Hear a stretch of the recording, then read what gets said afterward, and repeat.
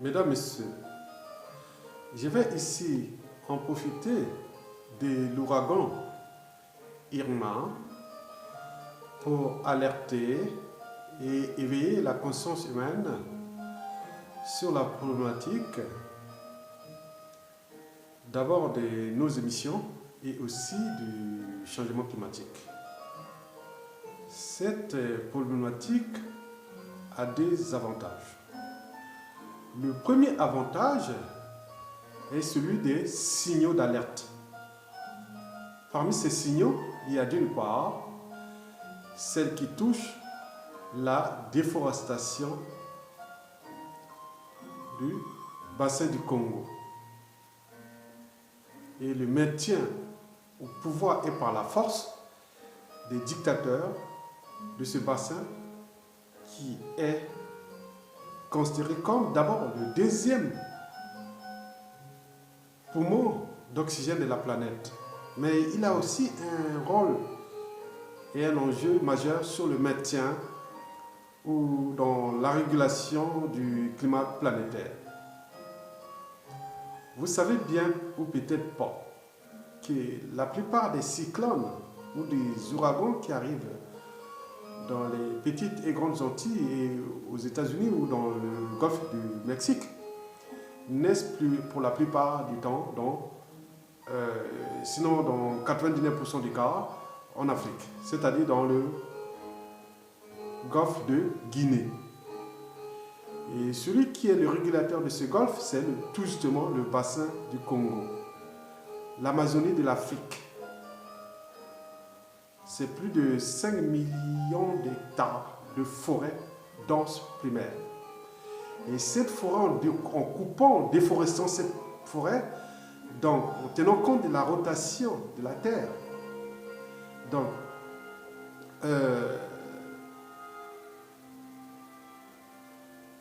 la Terre, c'est-à-dire quand on régule le climat planétaire avec les problématiques des pressions, de température, de l'eau et autres, et aussi du réchauffement climatique, bien sûr.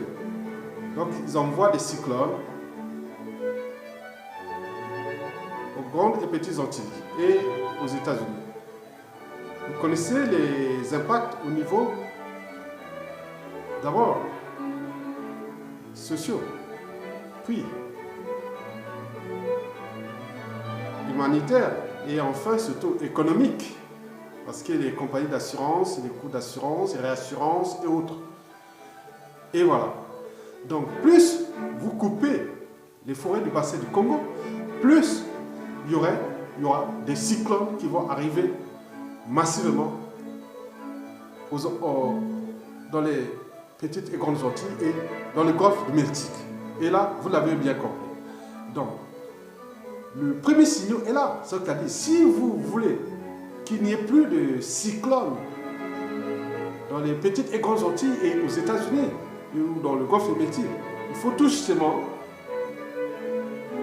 apporter plus de démocratie dans le bassin du Congo pour qu'il y ait des gens responsables qui puissent penser les enjeux du changement climatique et des impacts sur différentes échelles, c'est-à-dire à l'échelle africaine, à l'échelle et planétaire, d'où l'enjeu, les problématiques que nous portons aujourd'hui, hein, et que je porte aujourd'hui, les problématiques de l'ouragan Irma. Donc nous aurons de plus en plus de cyclones qui pourront arriver là-bas aux États-Unis à cause de la déforestation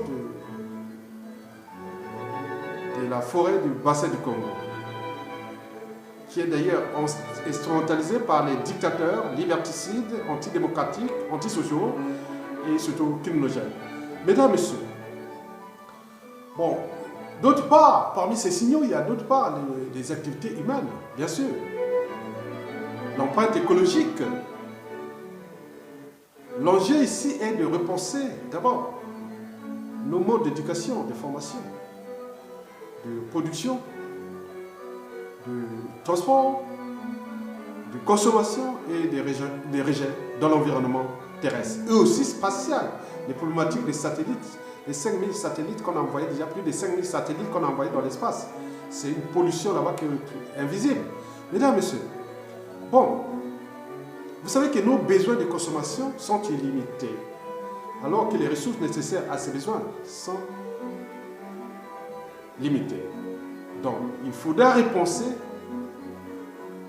notre manière de préserver d'abord notre existence et puis aussi les problématiques existentielles, c'est-à-dire en tenant compte de ce que nous sommes sur cette terre. Est-ce que l'humain est venu pour détruire cette terre? Parce que la nature n'a pas besoin de nous. C'est l'homme qui a besoin de la nature. Ce n'est pas la nature qui est dégradée, c'est l'humain lui-même qui est dégradé. Parce que l'homme a besoin de l'eau. L'homme a besoin de l'air pour respirer. L'homme a besoin de l'eau pour vivre. L'homme a besoin de ces ressources-là pour exister, ces technologies autres. Mais pourquoi nous sommes en train de tout foutre en l'air pour nos conneries de marché illimitées ou de croissance infinie? Et ces impacts qui sont là sur la santé publique et aussi sur les impacts sur les problématiques cycles de vie, énergie-matière. Mesdames, Messieurs, le deuxième avantage, c'est l'éveil de conscience que je voulais parler ici.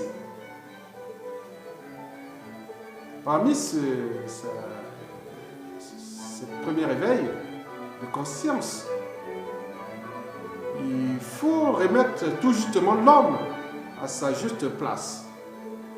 Il me semble que l'homme, par son arrogance, tente de s'ériger au-dessus des lois physiques et astrophysiques, et voire métaphysiques et dialectiques de la vie et de la création. Bien sûr qu'un jour proche viendra, l'homme sera dans son essence dessus, qui est là en train de pleurer. Mesdames, Messieurs, je veux parler ici que l'homme ne pourrait pas contrôler la nature. Parce que nous sommes dans une planète Terre comme dans une machine à laver. Sur la planète Terre, nous sommes comme dans une machine à laver. Quand vous rentrez dans une machine à laver, bon, pour qu'on l'arrête, il faut qu'il y ait soit la machine à laver tombe en panne, oui, ou il y a une main extérieure qui vient arrêter la machine à laver, ou il n'y a plus d'énergie. Mais il me semble que pour tous ces paramètres-là, ils ne doivent pas venir de nous. Pour les gens qui pensent à Dieu ou à un créateur ou une intelligence, oui peut-être. Mais je vous informe que nous sommes dans une machine à laver. Nous ne pouvons pas contrôler la planète, ni les problématiques des réchauffements climatiques à l'échelle planétaire, oui. Parce que déjà, la Terre existe depuis presque 4,5 milliards d'années. Et la vie sur Terre n'a apparu qu'à partir de 3,8 milliards d'années. L'homme, si on parle de 500 000 ans, ou non, 500 000 ans, peut-être, oui. Bon. Ouais. Vous savez que depuis la création de la vie, commençons par exemple par les aires que nous connaissons, par exemple, l'ère primaire ou les secondaires, ou surtout au secondaire, avec l'histoire du Jurassique, qui a eu le réchauffement. La Terre, depuis ce temps-là, jusqu'à nos jours, est passée par des cycles qui durent parfois des millions et des milliards d'années. Et parmi ces cycles, il y a des cycles de réchauffement, de glaciation, parfois des périodes. Maintenant, entre ces deux périodes, réchauffement, c'est des cycles immuables. Hein? Réchauffement, glaciation, réchauffement, glaciation. Mais entre les deux, il y a des périodes inter-réchauffement et des périodes inter-glaciation. Mais quand on voit, nous, par exemple, en ce moment, ces cycles sont plus ou moins immuables, hein? Ils ne changent pas. Bon, donc, nous, aujourd'hui, on se demande, la problématique, c'est nous, on doit se demander parce qu'on n'a pas de données fiables aujourd'hui. Pour avoir les données fiables, il faut qu'il y ait au moins plus de 1 million d'années. Mais là, l'homme, avec ces technologies, c'est moins de 300 ans. On ne peut pas quantifier les problématiques des réchauffements climatiques. Parce que quand il y a même les périodes de réchauffement, c'est des températures qui dépassent même plus de 50 degrés. Mais là, pour une variation de fluctuation due au réajustement peut-être planétaire et autres, l'équilibre planétaire avec la gravitation universelle, avec tout ce que la Terre sait toujours faire. Bon, donc, pourquoi nous sommes en train de tout interpréter comme si nous sommes devenus Dieu, à la place de Dieu, comme nous sommes devenus les maîtres de l'univers? Mais non, ce n'est pas possible. Donc nous sommes en train de se tromper parce que non seulement nous n'avons pas les données fiables qui dépendent des cycles géologiques qui sont très très lents, hein, en tenant compte de la vie humaine, oui, c'est très très lent. C'est des cycles qui vont de 1 million, 2 millions, 10 millions, 20 millions, des milliards d'années. C'est comme la désintégration de la radioactivité peut aller jusqu'à la demi-vie de la radioactivité peut aller jusqu'à 1 million d'années. Bon, donc vous voyez, c'est des cycles qui sont lents et que nous ne sommes pas aujourd'hui, on ne peut pas les quantifier, on ne peut pas les calculer. Donc il faut arrêter de divertir les gens dans le sens de réchauffement climatique.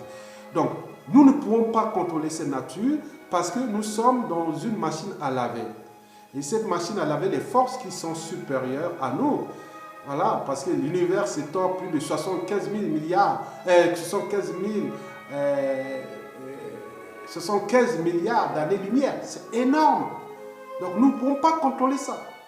Donc nous, l'enjeu est de rester à notre juste place et surtout penser d'abord en nos problématiques existentielles qui sont celles d'abord de nos activités et de nos émissions qui nous permettent de vivre ensemble sur différentes échelles individuelles, locales, régionales, continentales et planétaires. Donc penser aux enjeux des émissions, de nos activités, les problématiques de la production, de la consommation et surtout des rejets dans l'environnement terrestre et spatial. Mesdames, Messieurs, peuple congolais, peuple français, peuple canadien, peuple belge, suisse, peuple francophone, peuple du monde entier, je vous informe que la deuxième éveil, en tenant compte de cet éveil de conscience, est tout justement les problématiques d'éducation. Nous devons penser local et agir global. Parce que les problèmes qui nous impactent au niveau local ont des conséquences au niveau planétaire. Donc nous devons penser local et agir global. Donc par exemple au niveau des problématiques d'éducation, par exemple à l'autolimitation, les problématiques de la surconsommation, parce que nos ressources, oui, les ressources naturelles sont limitées, mais nos besoins sont illimités. Donc nous devons aller vers moins d'énergie fossile, vers plus d'énergie renouvelable, et en tenant compte des problématiques d'autolimitation, au niveau de la surconsommation. Donc, il ne faut pas laisser la consommation à la première place. Non, la première place, c'est le plus de liens. Ça, c'est la première place. Plus de bonheur national brut. Ça, c'est le premier lien. Donc, je reviens là sur les problématiques des démocraties. Aller plus vers les démocraties participatives, ça veut dire que des pouvoirs autogérés d'en bas vers le haut, au lieu de haut vers le bas. Ça, à tous les niveaux. Des pouvoirs autogérés d'en bas vers le haut et non d'en haut vers le bas. Le problème des démocraties transversales. Nous devons lutter contre ces dictatures, ces dictateurs, ces démocratures. Nous devons aller plus vers les démocraties pour que chacun ait un rôle ici sur cette planète qui est la nôtre, pour que nous léguons individuellement et collectivement aux générations déjà actuelles et futures une planète qui fera bon vivre pour les générations. Sinon, à quoi ça sert d'avoir des enfants, petits-enfants et arrière-petits-enfants? Donc, nous devons penser ça à l'échelle locale et globale. Je voulais terminer aussi sur l'économie, l'éducation à l'économie.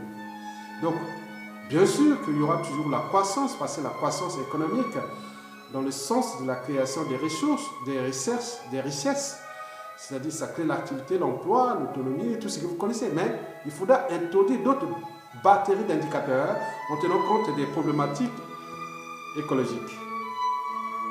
Comme ce qu'il a déjà fait, le bouton qui doit être perfectionné, par exemple le bonheur national brut. Je parle, pour moi, j'ai introduit les termes de bonheur intérieur brut. Oui, c'est ça. Bonheur intérieur brut. En tenant compte des indicateurs macroéconomiques qui tiennent compte du produit intérieur brut, additionné avec le bonheur intérieur brut. Et ça sur différentes échelles. Pour que nous laissons cette planète saine, oui, que les générations futures diront que oui, oui, cette génération qui a surconsommé la planète, cette génération, elle ne date pas de loin, hein, cette génération. Elle a commencé qu'au 15e siècle. Et ça ne fait que même pas 500 ans. Nous sommes en train de tout détruire, ce que les autres nous ont légué avant. Et nous n'allons pas léguer aux générations futures. Il y a un problème. D'où l'enjeu de repenser ça à l'échelle globale. Repenser les démocraties. Donc, si je résume, donc, il faut repenser la protection et protectionnisme environnemental, pas dans le sens politique du terme, mais dans le sens de consommer juste. La nature a toujours su capter la juste part. Mais pourquoi nous sommes en train d'en abuser? C'est ça. Parce que trop de pouvoir tue le pouvoir. Et oui, trop d'abus tue l'abus. Donc nous devons repenser ces problématiques d'autolimitation. Et surtout remettre en cause nos modes de production, de consommation et de rejet dans l'environnement. Tout en avançant comme la vie à bicyclette. Pour garder l'équilibre, il faut toujours avancer. Parce que nous n'allons pas penser le monde de demain en repensant nos modes, reproduisant les mêmes modes de pensée qui ont provoqué ces empreintes écologiques que nous connaissons. Donc nous devons repenser ça à cette mondiale. Et troisièmement, il faut repenser que nous ne pourrons pas contrôler en fait la nature. Parce qu'il y a d'autres forces qui sont des méga forces, hein, des méga forces, des méga énergies, des méga lois, hein, des lois universelles. Il y a des méga lois qui ne dépendent pas que de nous. Sinon, on pouvait arrêter que la Terre se tourne, on peut le changer d'angle, on peut le faire, on pourrait le faire. Mais non, on ne peut pas. Parce qu'on ne peut pas arrêter le climat. On ne peut pas le gérer. Non, on peut gérer la météo. Oui, bien sûr. Mais à quelle échelle? Mais non. Bon. Mais enfin, il faut repenser les problématiques liées à l'éducation. Sur tous les plans. Économique, social, culturel. Et en tenant compte de la globalité. Nous devons agir localement, mais aussi globalement. Donc, en allant vers les démocraties participatives, donc les pouvoirs autogérés, d'en bas vers le haut et non d'en haut vers le bas. Et vous l'aurez compris. Et nous allons alors faire un pas vers l'existence universelle. Mesdames et messieurs, je vous remercie et à bientôt.